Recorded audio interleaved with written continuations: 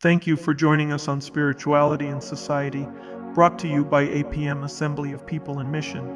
Our vision is to love Yahweh God and all people. Our mission is to prioritize seeking Yahweh's God kingdom above all else.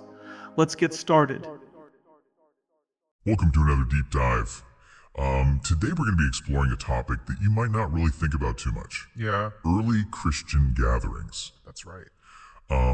We're going to be looking at a YouTube video called Why the Early Church Didn't Have Worship Services by Tom Wadsworth, who is a theologian who's been researching this for 50 years. So, we're talking to a guy who really knows his stuff. He spent a lifetime thinking about this. Yeah. Yeah, And the title alone is kind of shocking absolutely. because I don't know about you, but I kind of just assumed that like worship services What we've been at that. have always been around, right? Yeah. Like since the very beginning of the church. So let's jump right in. Okay.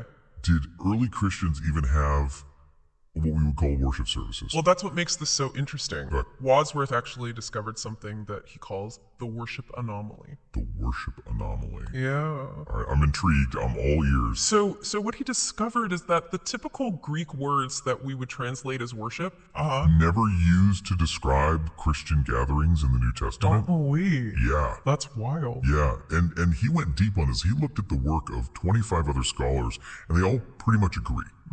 They acknowledge this, like D.A. Carson, Oh, wow. big name in evangelical circles. He points out that a lot of times we just project our own ideas of worship onto the scriptures Right. without actually looking at what the text says. Right. You have I. Howard Marshall, who argues that this whole idea of worship language actually misunderstands the real purpose Oh, of these Christian gatherings. okay. And then you have someone like Robert Banks, Okay. who's a house church advocate Uh-huh. and scholar from Cambridge, and he points out that Paul never said that Christians went to church primarily to worship.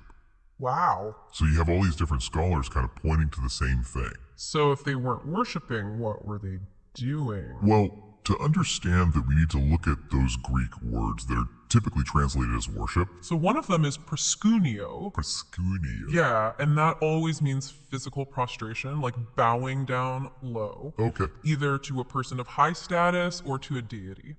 So like think of Joseph in Egypt, Okay. people bowing down to him. Right. Or in Revelation, where you see people prostrating themselves before the throne of God. Okay, yeah. So it's a very physical act. Right.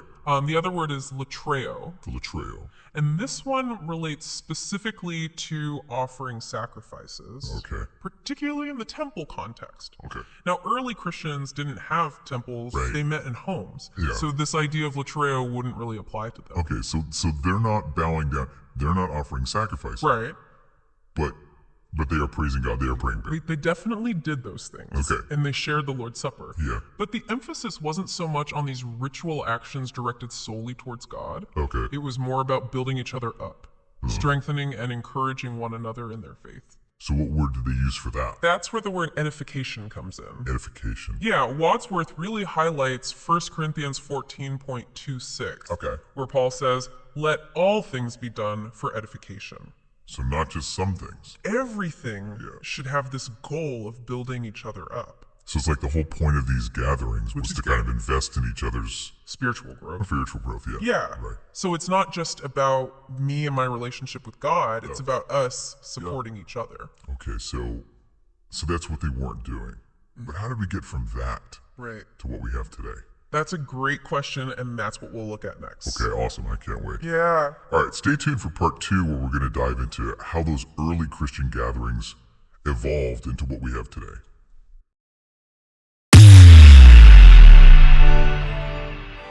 You're invited. Edification Gathering with APM.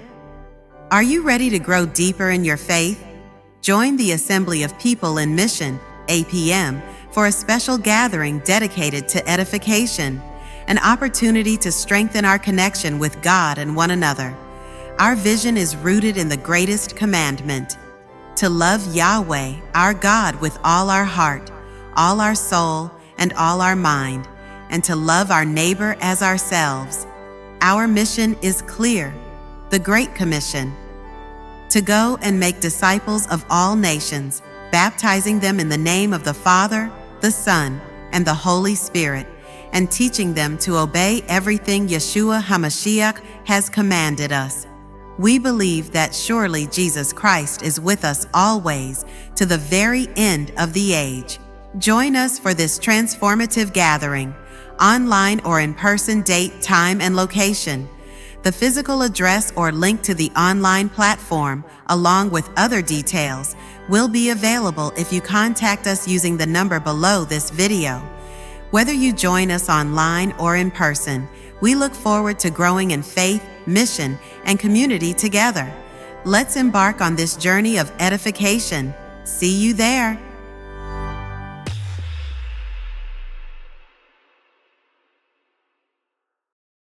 Okay, so last time we were talking about how early Christians didn't even have what we would call worship services. Yeah, it's a real mind bender, isn't it? Makes you question a lot of assumptions You've really got we have about church. Yeah, like how did we get from there, from this emphasis on edification, to what we have today? Well, that's the million-dollar question, isn't it? It is. And Wadsworth traces this evolution through centuries of church history.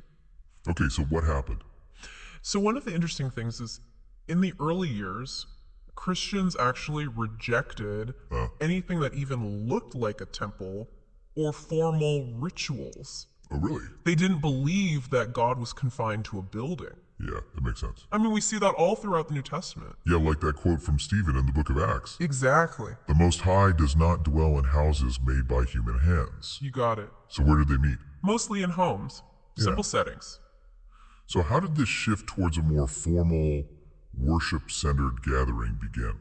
It seems to have started subtly sometime in the 2nd century. Okay. Some Christians began viewing the Lord's Supper. Communion. Yes, not just as a symbolic remembrance of Christ's sacrifice, but as our sacrifice to God.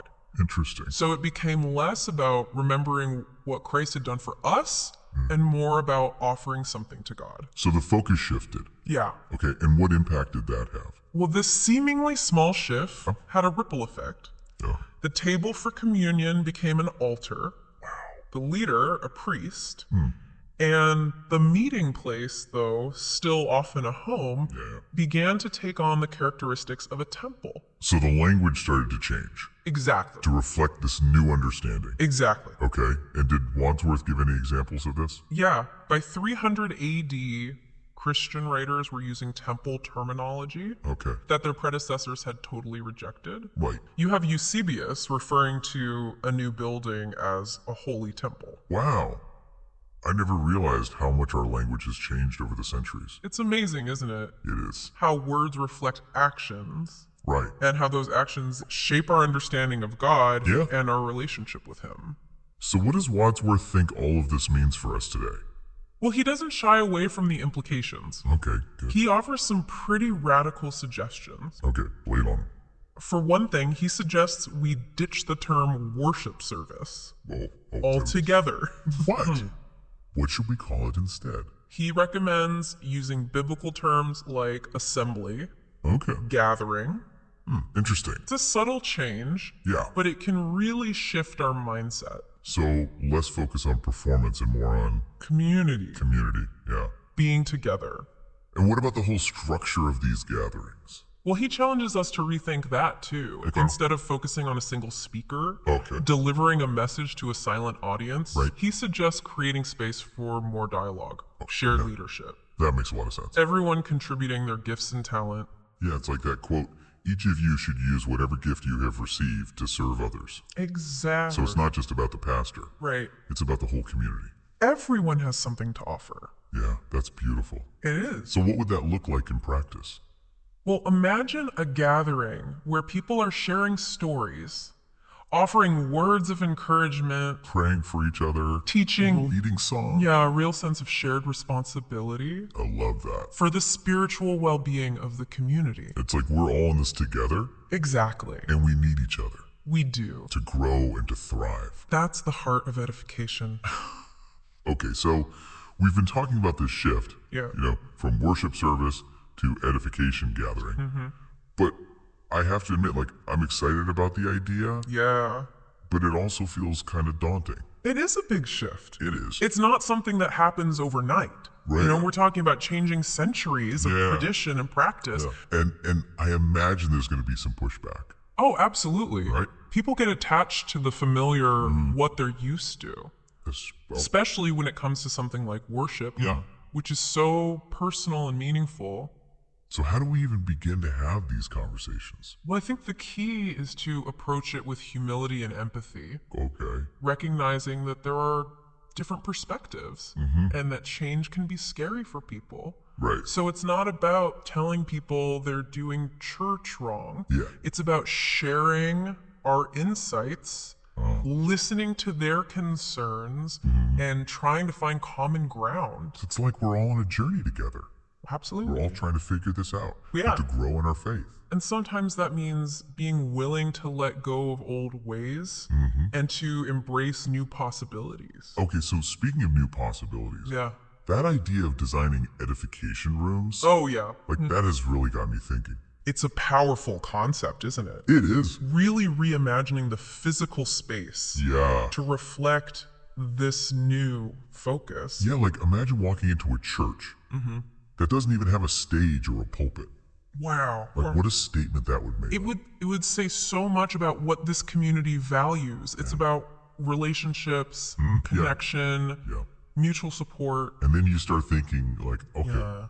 well, what about the chairs? Right. Like how are they arranged? What exactly? What about the lighting? Yeah, like yeah. can we bring in some elements of nature Absolutely. to create a sense of peace? And even the artwork. Yeah. Instead of traditional stained glass windows, Yeah. why not have art created by the members The- of the community? Yeah, like reflecting their own Spiritual journeys. spiritual journeys. And Yeah. it becomes like a living Yes. expression Of their faith. of their faith. Yeah. Yeah, so it's about thinking outside the box, being creative, and really letting the Spirit lead us. So as we wrap up this deep dive, what would you say is the biggest takeaway for our listeners? I think the biggest takeaway is that the way we gather matters. Yeah. It shapes our understanding of God, our relationships with each other, Yeah. and our growth as disciples. So it's worth taking the time to reflect on our gatherings Absolutely. and to ask ourselves, Yeah. are they truly edifying? Are they fostering genuine connection, Yeah. spiritual growth? And if not, maybe it's time for a change, It might be time to try something new. to be open to new possibilities. Yeah, and to rediscover the heart of what it means to be the church. Yeah, to be a community of people who are supporting each other, encouraging each other And building each other up in love. in love. And that's what it's all about. That's what it's all about. Well, this has been an incredible deep dive. It has. And I want to thank you for joining me on this journey. It's been my pleasure. And to all of our listeners out there, keep exploring, keep questioning, Keep seeking. keep diving deep into the mysteries of faith And history. and history. Until next time. As we conclude this episode of Spirituality in Society, we acknowledge and celebrate your commitment to seeking first Yahweh God's kingdom and His righteousness. May Yahweh's blessings be upon you, now and always.